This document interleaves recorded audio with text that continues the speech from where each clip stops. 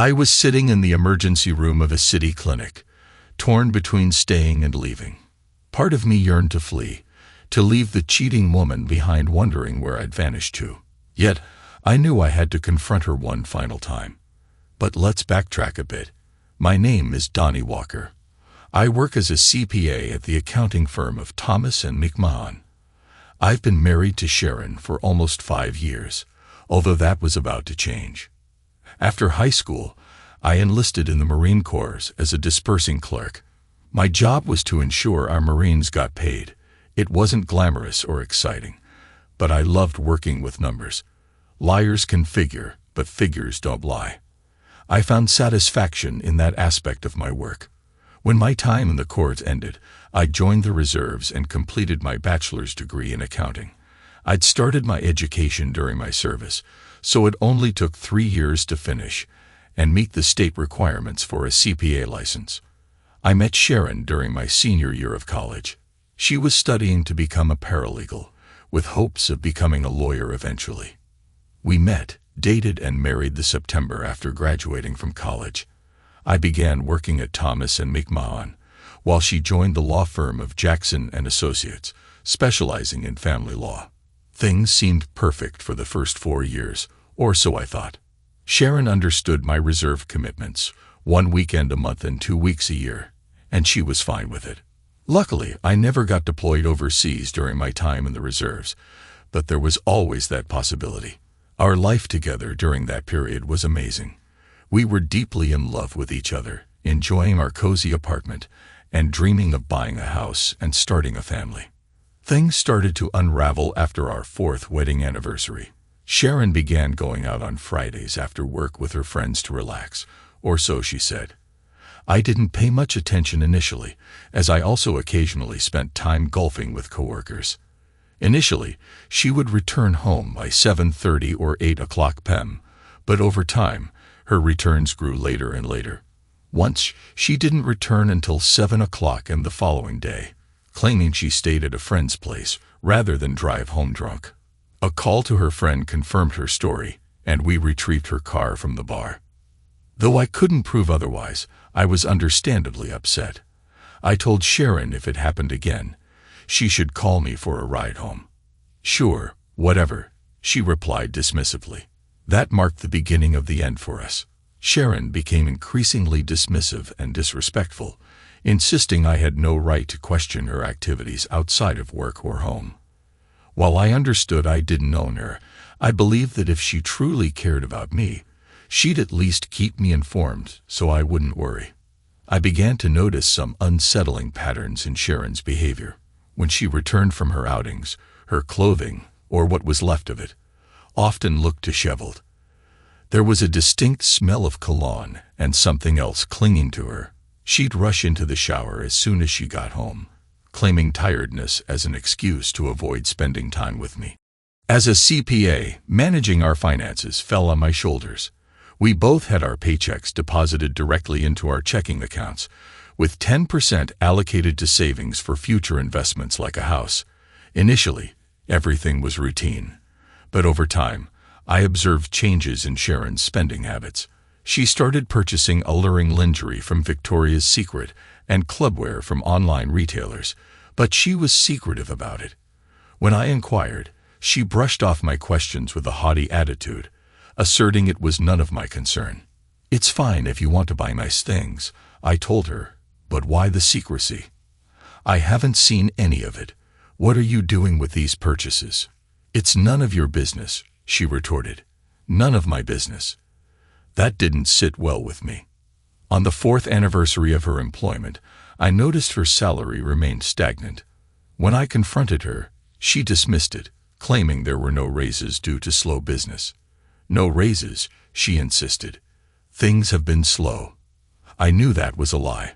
Our firm handled year-end audits for several companies, including Jackson and Associates, and I was aware of their increased revenues. I decided to investigate further when I got to work. Then came the end-of-year holiday party at her workplace. I always referred to it as Christmas, but her company decided to go the politically correct route and call it a holiday party instead. Whatever. Initially, Sharon tried to talk me out of attending, which set off warning bells. I know you don't enjoy being around my coworkers, so why not just stay home this year? She suggested. You really don't want to be around a bunch of stuffy old lawyers. Maybe I just want to spend the evening with you, I replied. She sighed and shrugged. Well, okay, if you insist, she relented. But I plan to socialize with my colleagues, and I can't have you clinging to me all night. What? What do you mean, socialize with your colleagues? I asked. Don't you see them every day at work and during your evenings out? Well, I might get asked to dance with some of them, she explained. Okay, I said. Do you have room on your dance card for your husband? She rolled her eyes and sighed again. I guess I can fit you in somewhere, she said. Well, don't go out of your way, I replied. We attended the party, and I hardly saw her the entire evening. She introduced me to a few of her coworkers as her pencil-pushing ball and chain, and dashed off to dance with one man after another. Her coworkers looked at me with pity, and hardly anyone spoke to me. I never got a chance to dance with her, and I noticed that she left the party more than once, returning after a while with some guy. If I didn't know any better, I could have sworn she was involved with one or more of them. Okay, I'm ready to go, she finally slurred, her words muddled. Clearly, she had had a few too many drinks, her clothing and makeup disheveled. I grunted and made my way to the car. She followed, attempting to kiss me when she got in, but I gently pushed her away, noticing the unpleasant odor of her breath. What's wrong? She asked. Your breath stinks, I replied. What have you been drinking? She giggled. Wouldn't you like to know? She teased. I couldn't help but notice that you didn't even spare a dance for your husband, but spent the whole night with everyone else, I pointed out. Yeah, so what? She retorted, growing irritated. I also noticed you were frequently absent, I continued. Where did you disappear to? She laughed. That's none of your business, she dismissed. We remained silent for the rest of the trip home. Naturally, nothing happened between us that night. Sharon attempted to make amends for her behavior during the rest of the holiday, but I could sense things weren't the same as they used to be. After the holiday season, Sharon went back to being a bitch. Our married life went from several times a week to maybe once a week. If that, she was spending more and more time with the girls, and her attitude towards me was only getting worse. A couple of weeks after the holiday party, I had a conversation with Hubert Scott, the accountant in charge of the annual review at Jackson and Associates.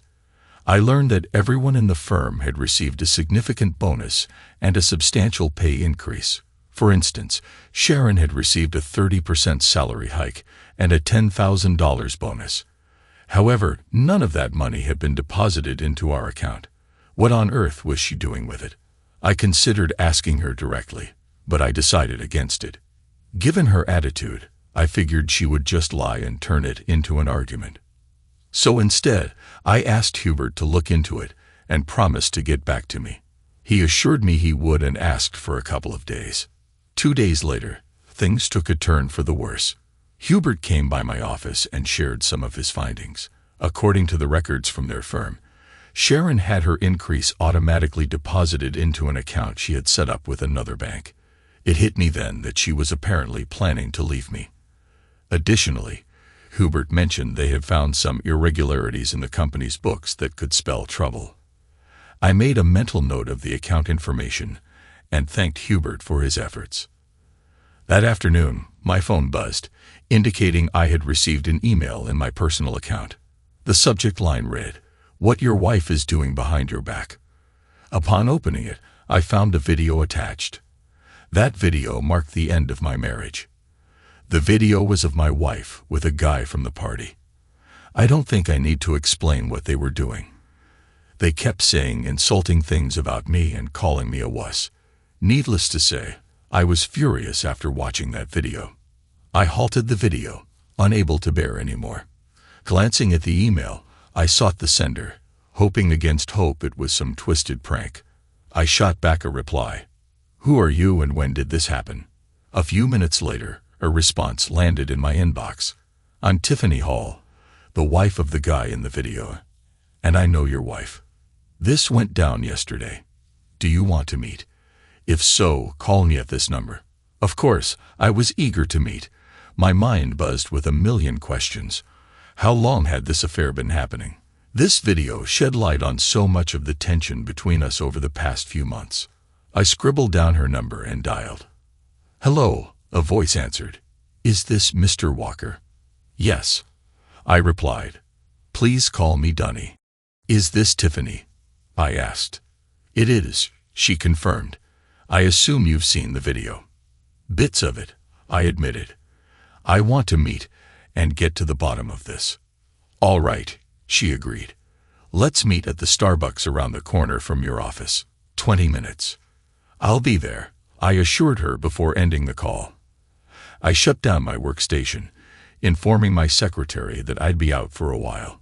It only took me 10 minutes to reach Starbucks, so I ordered a coffee and waited. Shortly after, an attractive woman walked in. She scanned the shop, and when our eyes met, she approached. I invited her to sit, offering to buy her a coffee after we introduced ourselves. After getting her order, she retrieved a manila envelope from her large handbag and handed it to me. Here's everything you need to know, she said, gesturing toward the contents. Peering inside, I found photographs alongside a report compiled by a private investigator and a flash drive. The drive holds videos, additional photos, and a digital version of the report. I'm sorry you had to find out about their affair like this. How long has this been happening? I asked, my heart sinking. At least 4 months, from what I've gathered, she replied. Possibly longer. She's been involved with others at her firm too. It's all in the report. Just out of curiosity, why are you telling me all of this? I inquired. Because I plan to name your wife in my divorce, and that impacts you, she explained. Plus, I thought you should know, in case you hadn't already figured it out. I've had my suspicions for a while, but I lacked concrete proof, I admitted. So, what's your next move? I've already made it clear to Gerald that if I caught him cheating again, I'd divorce him, she revealed. Like you, I've suspected for some time, but without evidence. I caught him once before, but he warned me that if I left, his firm would ruin me. You're familiar with their reputation, right? I've heard Sharon talk about how they tend to destroy spouses they go up against, I said. Their motto is, win, no matter what, she declared, by any means necessary. So you're going through with it this time, I remarked. She nodded firmly. I am, she affirmed. Now that I have concrete evidence of his infidelity, I nodded in understanding. So what do you need from me? I inquired. Nothing, she replied. I just want to do what's right. Not even a bit of revenge. I probed. Nope, she said, shaking her head. No offense. You're a great guy, but I won't risk messing this up until it's done. No offense taken, I assured her. I completely understand. In fact, she added, I think it's best if we don't see or talk to each other until it's all over. That makes sense, I conceded. Thank you for sharing this with me. As she prepared to leave, I stood up. You're welcome, Donnie. Again, I'm sorry, she apologized. She reached into her purse and handed me a business card. This is my attorney's information. She's a real shark, and she's expecting your call. I accepted the card with gratitude. Considering all she had revealed, I was eager to see what was on the flash drive. I called the office, took the afternoon off, then headed home. Upon arriving, I went straight to my personal computer and inserted the flash drive. On it were several videos of Sharon with various men, including Gerald Hall. Some of the footage showed her with Gerald and at least one other man. One scene in one video made me feel bad. Gerald and my soon-to-be ex-wife were in the room. Gerald was laughing and my wife was telling him how much she enjoyed giving me horns in front of everyone, and that if I went against it and tried to do something about it, my reputation would suffer greatly. I couldn't fathom that this was the woman I once loved. Unbeknownst to her, She had just ignited a battle, and I vowed to give her a fight she wouldn't even comprehend. After reading the private investigator's report, it became clear that Sharon regularly rendezvoused with her lovers, often at the downtown Marriott Hotel, at least once a week. Additionally, they always spent at least one weekend a month together. Last month's report revealed that Gerald had spent an entire weekend with Sharon at my own home. Glancing at my schedule, I realized those were the weekends I was on reserve drill duty. With some time before Sharon's return, I checked my watch and decided to act. I pulled out the card Tiffany had given me and dialed the number. "Law offices of Rebecca Taylor," the receptionist answered. I introduced myself and scheduled an appointment to see Rebecca the following morning. After that call, I logged into our bank account and began the familiar ritual of preparing for divorce. I paid off and canceled our joint credit cards, then opened a new account in my name only. Half of our money was swiftly transferred into that account. I headed to my gun safe and retrieved my .45 caliber M1911, still securely holstered. After grabbing a fully loaded magazine, I inserted it into the pistol grip and fastened the holster to my belt. Living in a state that mandates a permit for carrying a pistol, I made sure mine was up to date. Although I also possessed a concealed carry permit, I rarely utilized it. However, after overhearing Sharon with her despicable lover, I wasn't willing to take any unnecessary risks. Entering what was once our bedroom, I collected a suitcase and an overnight bag. Her clothes were carelessly tossed into the suitcase, and her toiletries were packed into the overnight bag. I didn't bother with any precision in packing her things, setting the luggage by the door without much thought. As I sat at my computer, Sharon arrived home. I activated the camera on my phone, always kept conveniently in my shirt pocket. The phone was tall enough that its camera lens peeked out over my pocket. She appeared surprised to find me home before her. "Donnie, what are you doing home so early?" she inquired, entering the bedroom, which now served as my office space.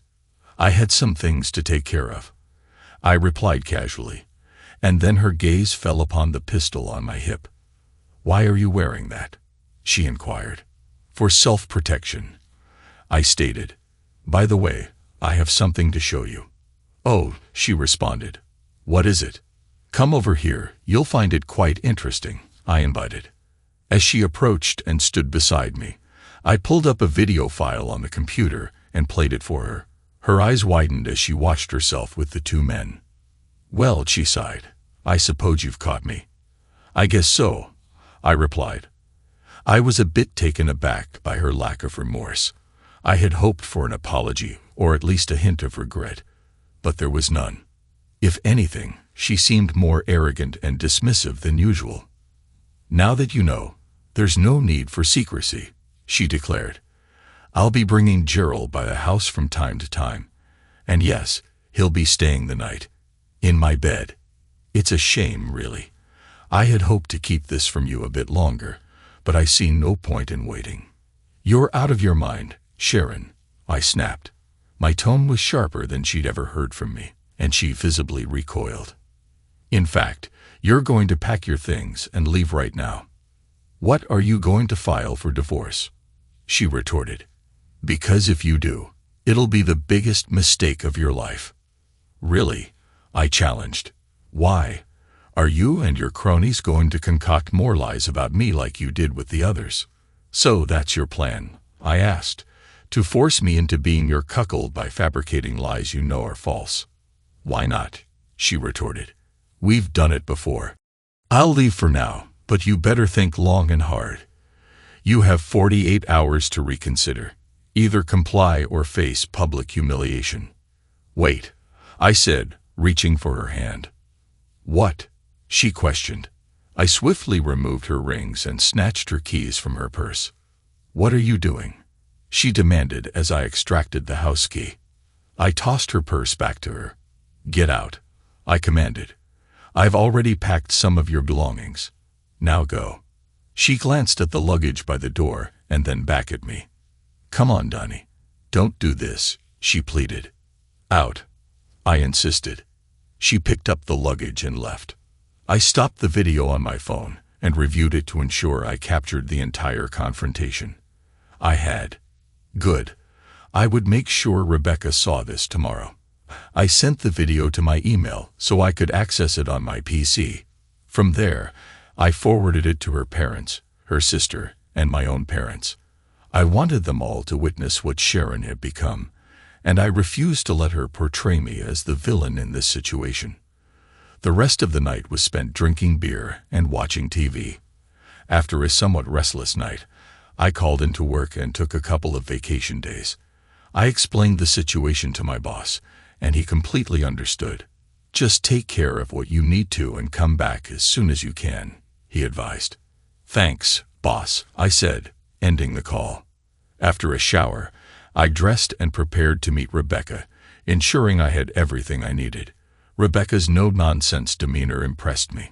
She examined everything I had brought and simply shook her head. Donnie, this is unbelievable, she remarked. I've heard rumors about Jackson and Associates for years, but I never had anything concrete. If what she's saying is true, we're looking at serious criminal charges. So what's our move? I asked. Well, I'll file for divorce on the grounds of adultery and push for a 70-30 split with no support. We'll give her the standard 30 days to respond, during which we'll demand a full financial report. Meanwhile, I'll work on obtaining a subpoena for her banking records. If she attempts to conceal accounts, we can consider charges of perjury. Considering her threats in the video, I'll also pursue a restraining order covering you, your home, and your workplace, she added. As for the other matters, I'll contact the state bar and the local DA. This appears to be extortion. We'll see where that leads. Meanwhile, you keep your distance. No confrontations, no communication with her or her associates. Understand? She instructed. I nodded in agreement. Got it, I affirmed. Good, she replied. I'll start the paperwork and have her served at her workplace within the next day or two. You can reach me on my personal cell if needed, but don't overdo it. She handed me her card. Thanks, Rebecca, I said, shaking her hand. That day, I received 3 phone calls. The first was from my mother. Donnie, I'm so sorry about all this. Are you all right? She asked when I picked up. I will be, Mom. Thanks, I assured her. I saw a lawyer today, and she's handling it. Well, you let us know if there's anything you need, Donnie, she said. We love you. I love you too, Mom, I replied. The next call was from Sharon's parents, who seemed to have difficulty grasping the situation.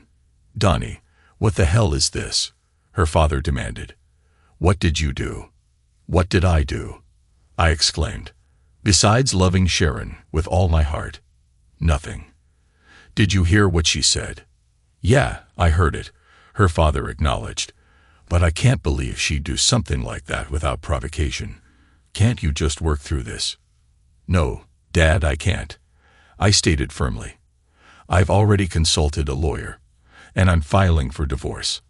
I'm sorry, son, he finally said. This just doesn't make sense to me. Her sister also called, and she was furious. What the hell is going on, Donnie? She demanded. What did you do? I didn't do a damn thing, I retorted. It's your sister who's lost it, not me. I don't believe it, she insisted. My sister would never do something like this. Believe what you want. I don't care. I snapped. I'm just informing you why I'm divorcing her. You can take it up with her.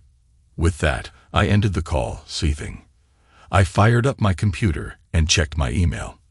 In my inbox was a message with the subject, I know what you've done. The sender was from Sharon's firm. The email looked suspicious, like one of those fake messages that end up in the spam folder. I know what you have been doing, and I have video footage of you doing illegal acts to minors, the letter read. You have a 24-hour window to halt any divorce proceedings, and our records will be purged upon receipt of a cashier's check for $100,000. Failure to comply will result in the dissemination of said records to authorities, your family, your Marine Corps Reserve superiors, and your workplace. If you accept, respond with agree to delay further action. The email was unsigned, and despite scrutinizing the header, I found no clues. It wasn't my fort, so I called Julian Baker, our company's IT security expert. "Julian, I need a favor," I said. "Sure thing, Dunny," he replied. "What's going on?" "It's sensitive," I cautioned. "Can you keep it confidential?" "For you, always," Julian assured. "I received an email that seems to be from my wife's law firm, but I'm not certain," I explained. "Could you take a look and let me know?" "Of course," Julian agreed. "Forward it to me. I'll check it out." "Thanks," I said, ending the call and sending the email to Julian. The wait felt interminable. About 30 minutes later, Julian called back. "What did you find?" I asked anxiously. "Well," Julian began, "it definitely originated from Jackson and Associates Network. They didn't even bother masking it or using proxies. Talk about arrogant." "Can you verify that?" I inquired. "Absolutely," he affirmed. "I can even identify the author." "Would you be willing to testify to that in court?" I asked. "Sure, if it comes to that," he replied. "Thanks, I owe you big time," I expressed. "I'll inform my attorney. She might want to speak with you." "No problem," he responded. "Just give her my number." After ending the call, I immediately dialed Rebecca. She picked up on the second ring. "Rebecca Taylor," she answered. "Rebecca, it's Donnie Walker. I received an email that seems like blackmail," I informed her. "Our IT security guy looked into it, and he says it came from Jackson and Associates Network." "Really?" she inquired. "All right. I'm working on your petition now and getting the restraining order. Forward that email to me along with your IT guy's contact info. We'll handle this. Don't respond or take any action." "Okay," I agreed. "Thanks." Ending the call, I sent Rebecca the requested information and then cracked open a beer. I couldn't help but wonder what would happen next. I found out later that evening. Around 9:30, Tiffany called. "Donnie, are you watching the news?" she asked. "No," I replied. "Why?" "Switch to Channel 7 right now," she urged. Channel 7 was a local news channel, which I rarely watched. I switched the channel. On Eyewitness News, it's been reported that a gunman entered the Lamplighter Bar and Grill, resulting in 4 fatalities and 4 serious injuries this evening. According to the news announcer, the gunman used an AR-15 style weapon equipped with a bump stock. Eyewitnesses at the scene reported that the gunman was confronted and shot dead by another patron armed with a pistol. "The motive behind the shooting remains unclear," the announcer added. The scene shifted to a reporter interviewing a witness. "It was chaotic," the witness said. "This guy stormed into the bar, went straight to a table where some people were seated, and started accusing them of ruining his life with lies. He was shouting things like, 'You're all going to pay for destroying me with your lies.' Then he pulled out a rifle and started firing. He managed to get off several rounds before another guy shot him in the back with a pistol. Everyone was scrambling to get out." Returning to the news announcer, it was stated, "Names of the victims are being withheld until their next of kin are notified." But police have revealed that they were all employees of the law firm Jackson and Associates. The gunman has been identified as Louis Mitchell, who went through a contentious divorce in which he was accused of misconduct toward minors. It's unclear where he obtained the weapon used in the attack, but there are already calls for stricter gun control measures from activists. Coming up next on Eyewitness News, a heartwarming reunion between a man and his dog. "Damn," I muttered to Tiffany. There was a knock at the door. "I have to go now." "Tiffany, someone's at the door." "Same here," she said. "Call me if you find anything out." "I will," I said, ending the call. I stowed my phone and opened the door to find 2 police officers. "Mr. Walker," one of them asked. "Yes," I replied. "Do you know a Sharon Walker?" he inquired. Yes, she's my wife, at least for now, I said. I'm sorry to inform you, sir, but your wife has been seriously injured in a mass shooting and has been taken to Mercy Hospital, the officer said. How bad is she? I asked. I really don't know, sir, he replied. I suggest you talk to the doctor when you get there. Again, I'm sorry, sir. With that, they tipped their hats and left. Dan. I wanted that unpleasant woman out of my life. But I didn't want her to die. I called Tiffany back. She answered on the second ring, and I could hear her crying. Tiffany, it's Donnie.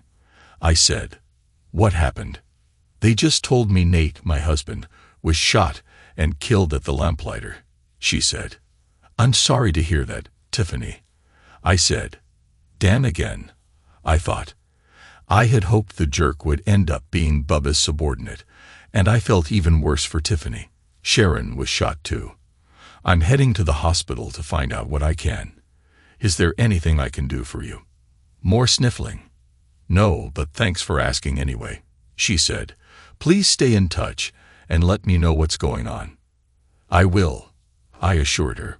We ended the call, and I made my way to the hospital.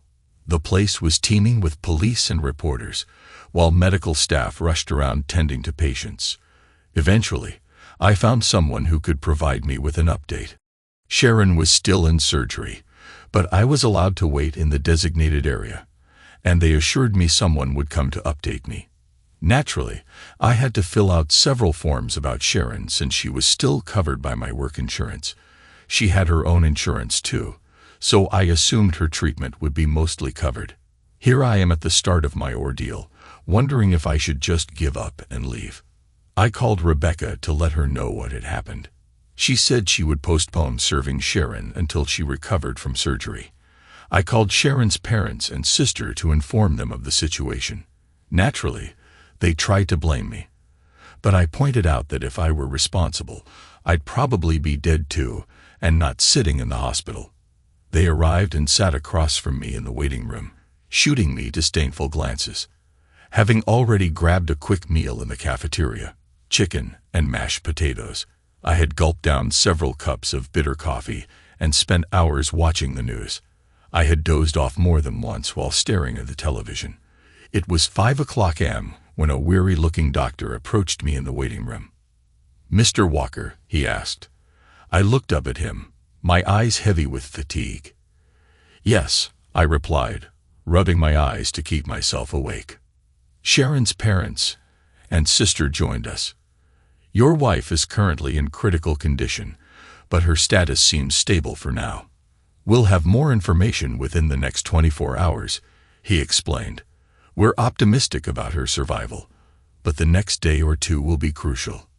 Is she awake? Her father inquired. The doctor shook his head. No, he said. She's still under anesthesia, just to prepare you. There's a possibility she may never walk again and may not fully regain sight in her right eye without further surgery. I'm sorry, he added before walking away. Her father turned to me. So, are you still planning to divorce her? He asked. I paused before responding. Part of me considered forgiveness, but the pain of her actions was still fresh. Yes, I answered. They all looked at me in surprise. But I'll wait until she's in stable condition. How can you be so heartless? Her mother asked. How could she be so heartless?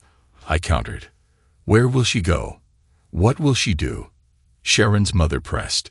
If I'm right, that won't be much of an issue, I replied. What do you mean? Her father asked. I didn't want to reveal too much or speak out of turn. We'll see, I said. I'm going home, but I'll be back. With that, I left them standing there and returned home, where I took a shower and collapsed into bed. The following day, news of the shooting had spread nationwide. Scores of men came forward, revealing they too had been targeted for extortion by the law firm, accused of crimes they never committed. Their stories echoed each other eerily, each receiving threats to expose non-existent heinous acts unless they paid hefty sums. Consequently, many lives were shattered. State authorities intervened, arresting several lawyers from the firm and forcing its closure. A massive class action lawsuit was filed against the firm and its partners, seeking millions in damages in addition to criminal charges. 3 days after the shooting, I received news from the hospital that Sharon had regained consciousness and was asking for me.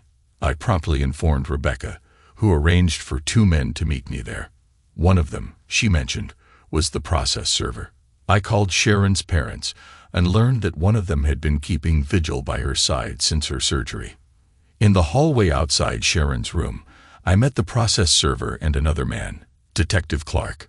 Together, we entered Sharon's room, where she sat in bed with her mother in a chair nearby, her face filled with questions.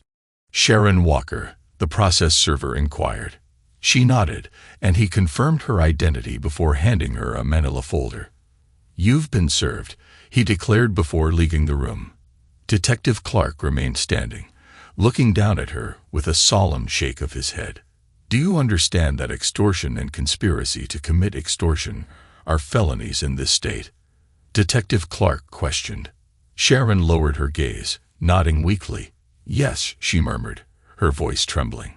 "And you're aware that in this state, each act of extortion carries a penalty of up to 15 years in prison and a $10,000 fine." He pressed. Once more, Sharon nodded. He handed her a printed copy of the email I had received. "Does this ring a bell?" he inquired. Sharon looked defeated. "It should. It was composed and sent from your computer, under your login, along with about 75 others. We found them all in your sent items folder. I'm no mathematician, but 76 times 15 years comes out to about 1,140 years, and you're looking at roughly a $760,000 fine. In short, you're in deep trouble. You know I have to arrest you. The DA is pushing for a life sentence with all the charges against you, but if you cooperate, maybe I can negotiate a deal. What do you say?" Again, Sharon nodded. "Okay," she whispered. "All right," he replied. "I'll give you a few minutes alone with your husband and family, but I'll be back." With that, Detective Clark looked at me, placed a hand on my shoulder, and left the room. I stared down at my soon-to-be ex-wife. Tears streamed down her face. "You really wrote this? To your own husband?" Sharon sobbed even harder. "How could you?" I glanced at her mother. "How do you think Jackson and Associates became so successful?" I posed the question rhetorically. "They did this to a whole bunch of guys looking for a quick buck. That's why that guy went and shot them all. And I have her on video admitting they did this all the time." "No wonder you want to divorce her," her mother said, looking at me. "I don't blame you one bit. That on top of her adultery," I added. "There's no way I want her back, ever." I turned back to Sharon. "You never answered my question." She looked at me, defeated. I got wrapped up in the excitement and the power, I guess, she admitted. As for the letters, well, I was just doing what the lawyers wanted. I hated doing it, and I wasn't the only one. All the paralegals did it as well, please believe me. I was only following orders. "Sorry, but that old excuse just doesn't cut it," I retorted. "At all," I emphasized. "The snide comments, the disrespect, the cheating. No, you loved it. You got off on putting me down. I saw the glee on your face when you told me you do it all the time. I saw how much you enjoyed humiliating me. Oh, he's dead, by the way. No, you just screwed up, and it almost cost you your life. It sure as hell cost you your marriage. I hope it was worth it to you. Can you forgive me?" she pleaded. I shook my head. "No," I said firmly. "Never. I'm just glad we didn't have any kids. By the way, when you fill out that financial statement, don't forget to include your secret account. You know, the one you set up to hide money from me. I'd hate to see you add perjury to your list of crimes." She looked at me, her eyes wide. "You know about that?" she gasped. I nodded. "Of course," I replied. "Who you think did the year-end books and audit for your firm? You think you've got problems? That's nothing compared to what we found over the last year." Believe me, the feds are gonna have fun with your senior partners. I looked at Sharon one last time. Goodbye, Sharon, I said. I loved you once. With that, I walked out as Detective Clark entered with 2 uniformed officers. Sharon was handcuffed to the bed as her mother watched in tears. Epilogue. Jackson and Associates faced a barrage of charges from state and federal agencies, compounding their legal woes. The class action lawsuit for defamation and other civil wrongs ballooned to include more than 700 men, some of whom had been wrongly imprisoned due to false accusations made by the firm. Eventually, the court ordered the firm and its senior partners to pay over $2.5 billion in fines, fees, and restitution, with the bulk going to attorneys and taxes. All the firm's lawyers were disbarred, their licenses permanently revoked. The handling of divorces by the firm became a subject of heated debate. Some argued for a review of all cases, given the scandal circumstances, while others advocated for a focus only on cases involving the men in the class action.